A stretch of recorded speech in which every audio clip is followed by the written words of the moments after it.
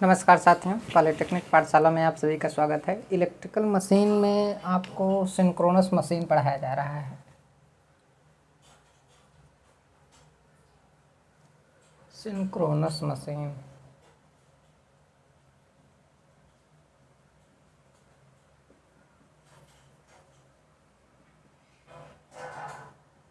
ठीक है। Electrical machine में आपको सिंक्रोनस मशीन पढ़ाया जा रहा है, जिसमें आपका अल्टरनेटर समाप्त कर दिया गया है। ठीक है। सिंक्रोनस मशीन में दो मशीन है, एक अल्टरनेटर है आपका, एक सिंक्रोनस मोटर है, या फिर एक सिंक्रोनस जनरेटर है, या फिर एक सिंक्रोनस मोटर है। ठीक है। अब जो है सिंक्रोनस मोटर पढ़ेंगे हम लोग।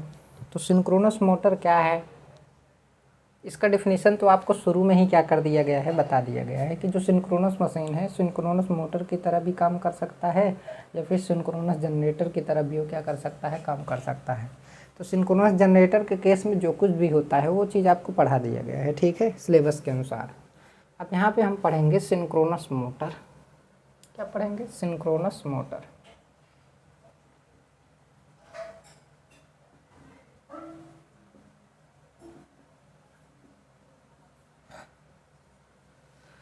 तो अगर सिंक्रोनस मोटर की बात की जाए तो सिंक्रोनस मोटर में हम लोग यहाँ पे देखते हैं और पढ़ेंगे सिंक्रोनस मोटर को अच्छे तरीके से। इसकी क्या विशेषताएं हैं? सिंक्रोनस मोटर की विशेषताएं। सिंक्रोनस मोटर की विशेषताएं।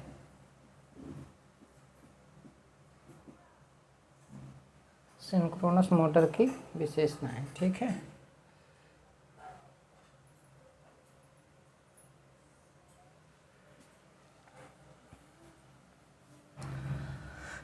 तो सबसे पहली विशेषता है यह डबली एक्साइटेड होता है। सबसे पहली विशेषता इसकी यह है, यह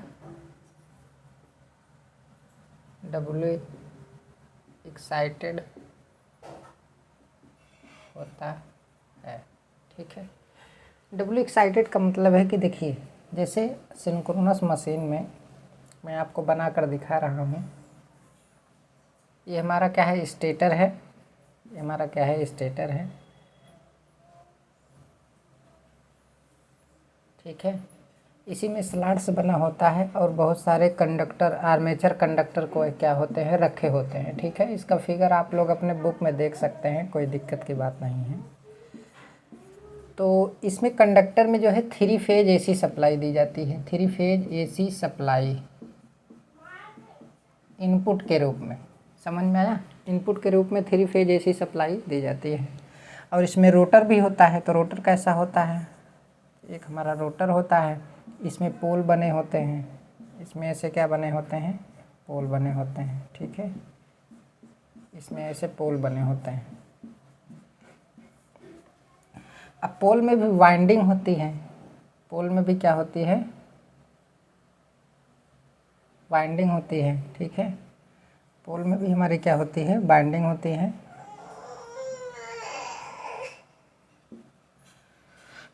तो इसमें जो बाइंडिंग होती है तो इसकी वजह से सभी का आपस में क्या हो जाता है, कनेक्शन हो जाता है।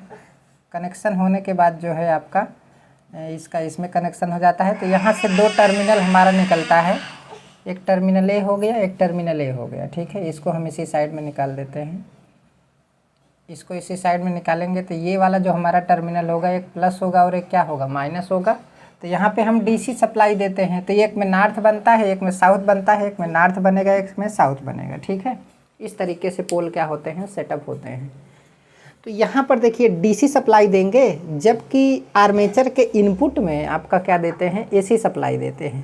तो डब्ल्यू एक्साइटेड हो गया ना, आपका क्या हो गया, डब्ल्यू एक्साइटेड हो गया। एक तो डीसी सप्लाई भी दी जा रही है, 2 जगहों पर एक्साइट किया जा रहा है। एक यहाँ पे पोल को एक्साइट किया जा रहा है और एक एसी सप्लाई दे करके आर्मेचर को एक्साइट किया जा रहा है। ठीक है। तो सिंक्रोनस मशीन ही डब्ल्यू एक्साइटेड मशीन है, ऐसा नहीं है। तो इसीलिए इसका नाम डब्ल्यू एक्साइटेड पड़ गया। यह सिंक्रोनस स्पीड पर हमेशा चलता है। यह सिंक्रोनस स्पीड पर हमेशा, यह केवल यहाँ पे केवल आप लिखेंगे। ठीक है।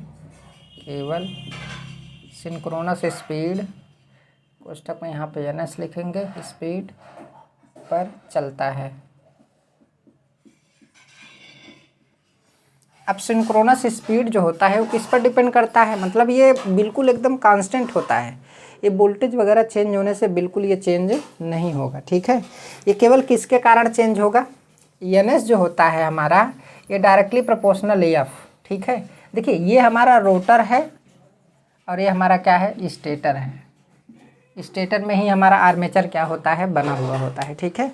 इसको मैं मिटा दे रहा हूँ, थोड़ा लिखने में प्रॉब्लम होगी।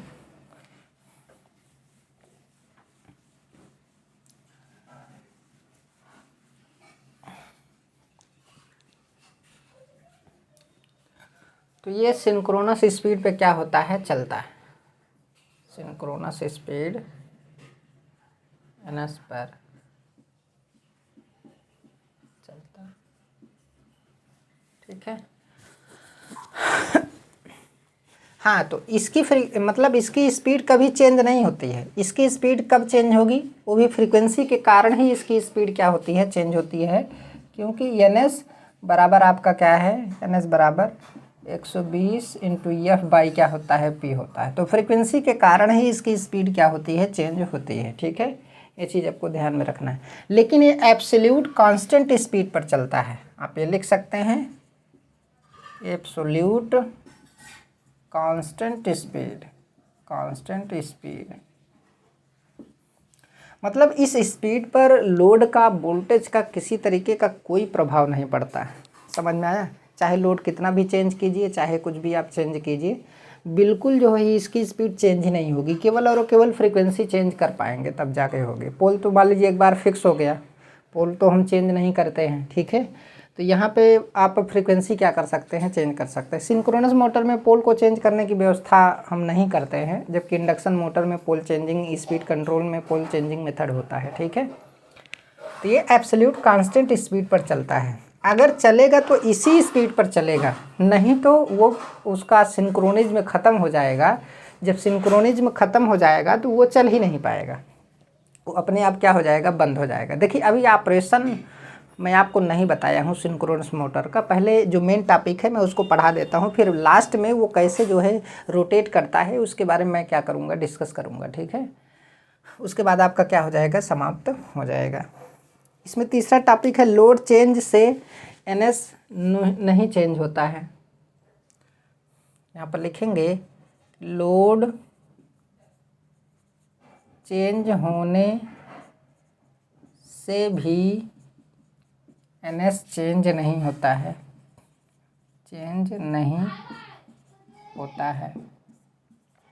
इसका स्पेसिफिकेशन मैं आपको बता रहा हूँ, ठीक है।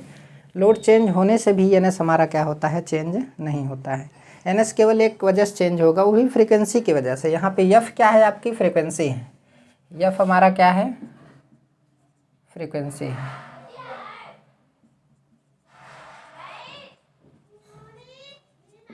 ठीक है। f हमारा क्या है, फ्रीक्वेंसी है। देखिए एब्सोल्यूट कांस्टेंट स्पीड होने के कारण, एब्सोल्यूट कांस्टेंट स्पीड होने के कारण, एब्सोल्यूट कांस्टेंट स्पीड होने के कारण इसमें स्पीड कंट्रोल, उसमें स्पीड कंट्रोल की आवश्यकता, स्पीड कंट्रोल की आवश्यकता नहीं होती है, क्योंकि ये एब्सोल्यूट कांस्टेंट स्पीड पर है ना, चल रहा है। तो उसमें स्पीड कंट्रोल की हमको ज़रूरत नहीं है, क्योंकि स्पीड कम ज़्यादा करेंगे तब अपने आप उसका सिंक्रोनिज्म ख़त्म हो जाएगा, जिसकी वजह से वो बंद हो जाएगा, ठीक है। ओवरलोड की एक निश्चित सीमा तक, ओवरलोड देखिए जैसे मान लीजिए इस पर लोड दे रहे हैं, तो जैसे ही लोड एक रेटेड लोड तक पहुंचेगा, फिर रेटेड लोड के बाद कौन सा लोड आता है, ओवरलोड आता है। तो ओवरलोड को थोड़ा समय तक ये बियर कर लेगा, थोड़ा सा ओवरलोड अगर बढ़ाएंगे तो थोड़ा सा बियर कर लेगा, लेकिन अगर एक निश्चित सीमा के पार हो गया तो वो क्या हो जाएगा, अपना सिंक्रोनिज्म खो देगा। मतलब रोटर पोल और स्टेटर पोल के बीच जो मैग्नेटिक कपलिंग हुई रहती है वो आपका सिंक्रोनिज्म में रहता है, तो वो क्या हो जाता है, समाप्त हो जाता है। जब कपलिंग नहीं रहती है तो ये मोटर चलेगा ही नहीं, बंद हो जाएगा। ठीक है, तो ओवरलोड की एक निश्चित सीमा पर, यहाँ पर लिखेंगे ओवरलोड की एक निश्चित सीमा पर ओवरलोड की एक निश्चित सीमा पर अचानक चलना बंद कर देती है। अचानक चलना बंद कर देती है। अचानक चलना बंद कर देती है। ठीक है, इसको मैं मिटा दे रहा हूँ, सभी लोग इसका स्क्रीनशॉट ले लीजिएगा।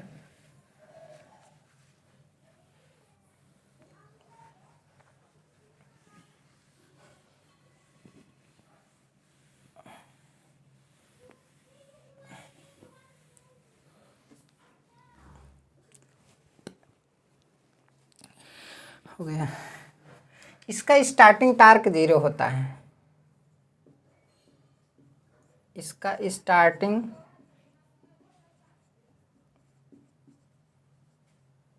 टार्क 0 होता है। इसका जो स्टार्टिंग टार्क होता है ना वो 0 होता है। इसी कारण से ये मोटर सेल्फ स्टार्ट मोटर नहीं होते हैं। समझ में आया?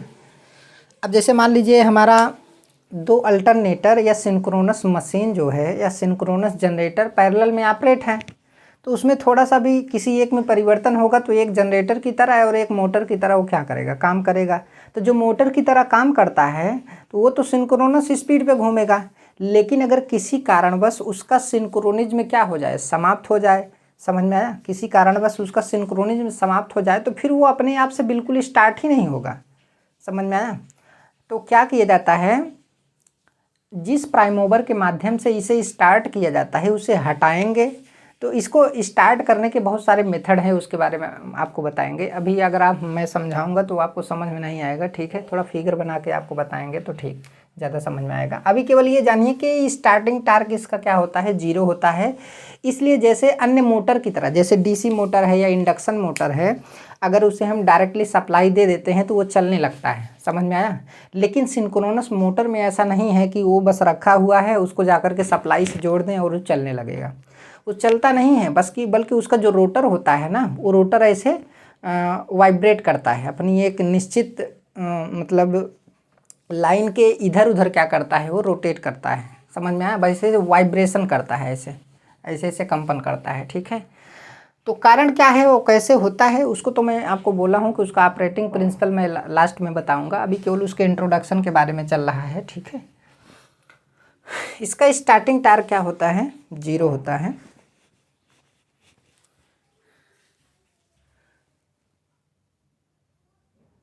तो टी एस बराबर 0 होने से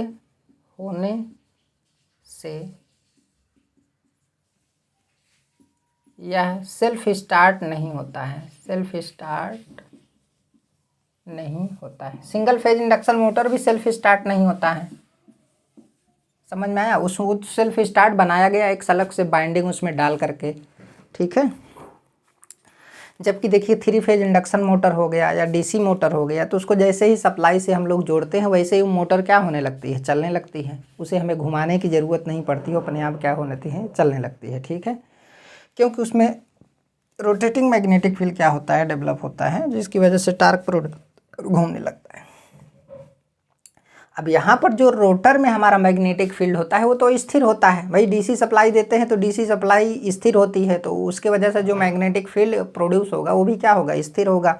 इस वजह से वो घूम नहीं पाता है। आगे उसके बारे में देखेंगे हम लोग।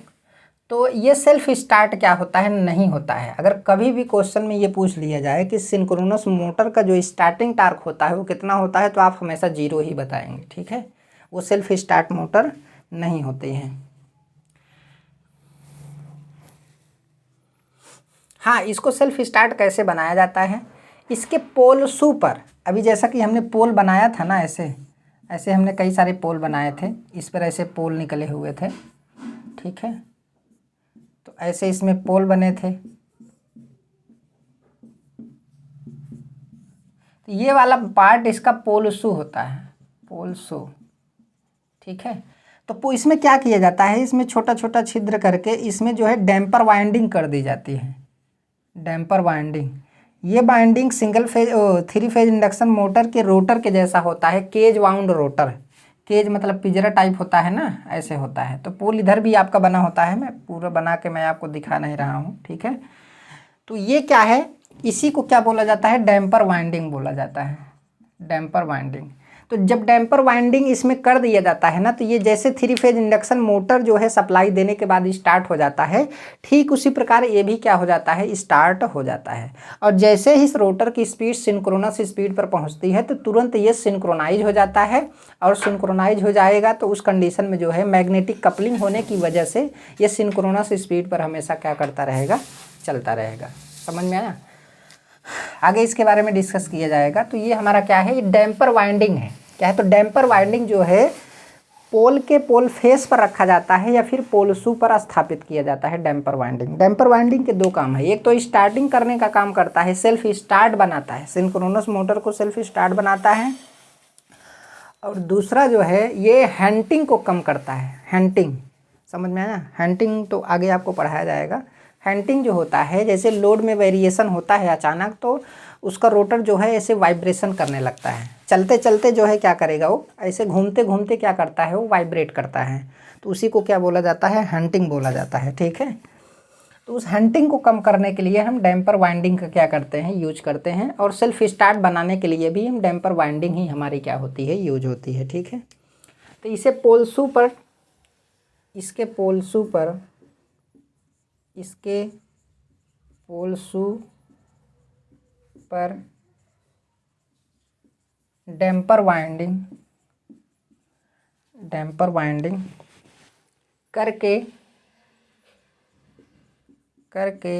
इसे सेल्फ स्टार्ट बनाया जाता है,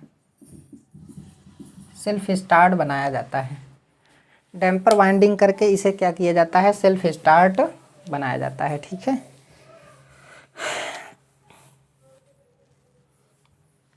देखिए इसका स्टार्टिंग टार्क टीएस बराबर क्या है, 0 है। तो टीएस बराबर 0 होने से यह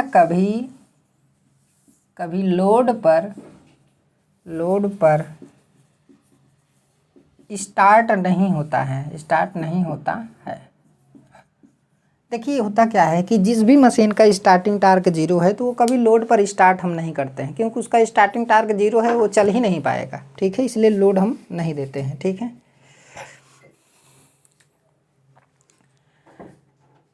अगर मान लीजिए लोड कंडीशन में स्टार्ट भी कर रहे हैं ना, तो ओवर करंट लेकर के मशीन क्या हो जाएगी, जल जाएगी। इसका पावर फैक्टर वाइड रेंज में होता है। इस मशीन का पावर फैक्टर वाइड रेंज में होता है, वाइड रेंज में होता है। इस मशीन का जो पावर फैक्टर होता है वो क्या होता है, वाइड रेंज में होता है, ठीक है। इसको मैं मिटा दे रहा हूँ, थोड़ा आगे लिख लेते हैं। देखिए इसमें क्या होता है, एक नॉर्मल एक्साइटेशन होता है, एक अंडर एक्साइटेशन होता है और एक ओवर एक्साइटेशन होता है, ठीक है। तो अंडर एक्साइटेशन पर ये लैगिंग तथा ओवर एक्साइटेशन पर लीडिंग पावर फैक्टर की तरह ही क्या करता है, काम करता है। अंडर एक्साइटेशन पर लैगिंग तथा ओवर एक्साइटेशन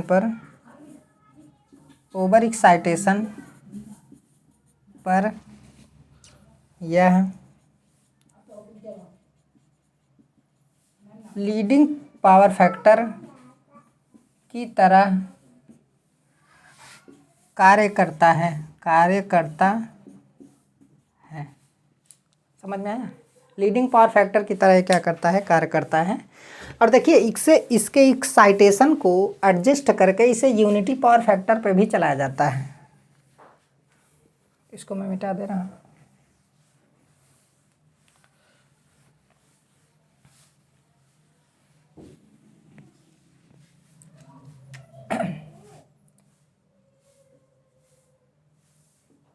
इसके एक्साइटेशन को कंट्रोल करके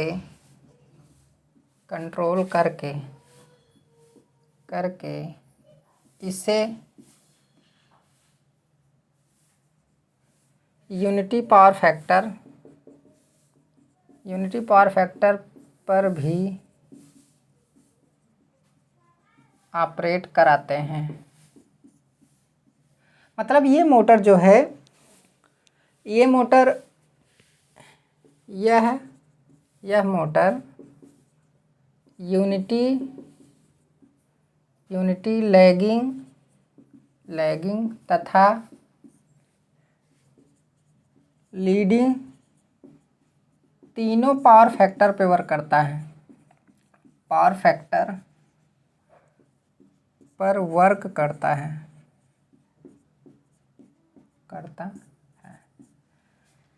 ये जो मोटर है ना, ये तीनों पावर फैक्टर पे क्या करती है, वर्क करती है। लीडिंग पावर फैक्टर पे, लैगिंग पावर फैक्टर पे, और उसके बाद जो है यूनिटी पावर फैक्टर पे भी वर्क करती है। वो भी एक्साइटेशन को चेंज करके इसे एडजस्ट किया जा सकता है। मतलब मतलब मोटर के अंदर जो है ऐसी क्वालिटी है, ठीक है।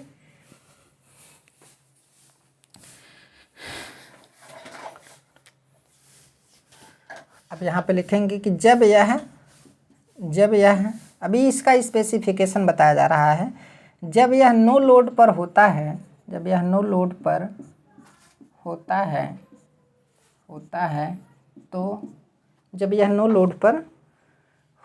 तो लीडिंग पावर फैक्टर पे वर्क करते हैं।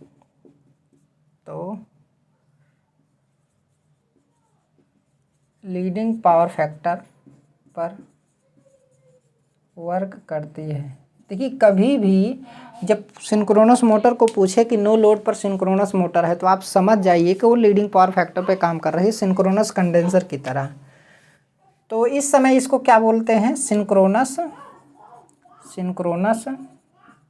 कंडेंसर।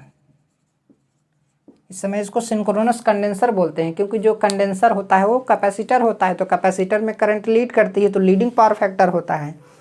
तो उस समय बोला जाता है कि नो लोड पर हमारा सिंक्रोनस मोटर जो है वो सिंक्रोनस कंडेंसर की तरह वर्क करती है और ओवर एक्साइटेड होती है। क्या होती है, ओवर एक्साइटेड होती है। समझ में आया? ये भी मैं बता दे रहा हूँ। इसको मिटा दे रहा हूँ।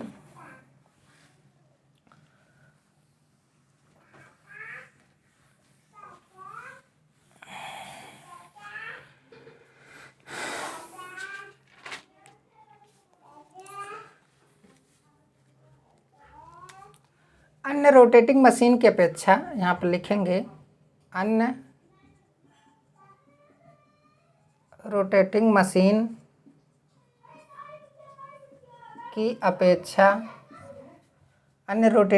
की अपेक्षा इसकी दक्षता अधिक होती है।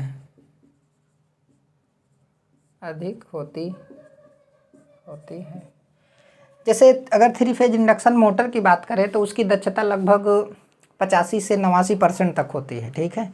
तो इसका 90 से ऊपर होता है। आप ये समझ के चलिए किसका क्या होता है, 90 से ऊपर होता है, ठीक है।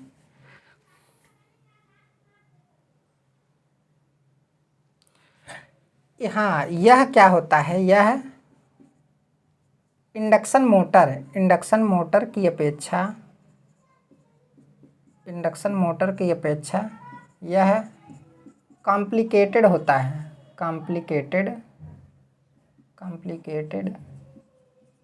होता है। इंडक्शन मोटर की अपेक्षा काफ़ी कॉम्प्लिकेटेड होता है, ठीक है। यह दोलन प्रभाव, मतलब हंटिंग प्रभाव या दोलन आप यहाँ पे लिखेंगे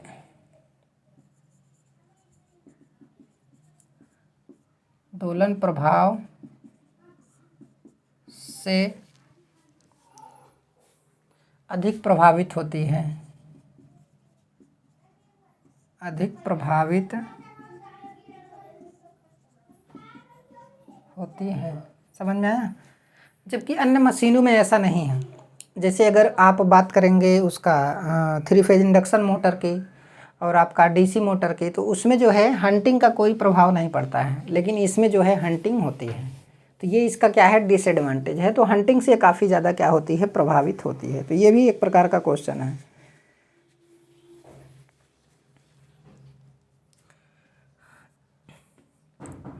इसमें दो इलेक्ट्रिक सप्लाई की आवश्यकता होती है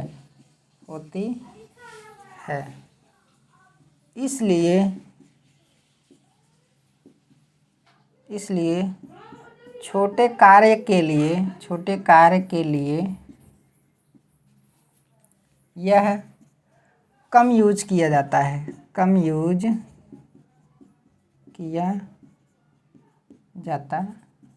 ठीक है। तो आज का क्लास यहीं तक। धन्यवाद।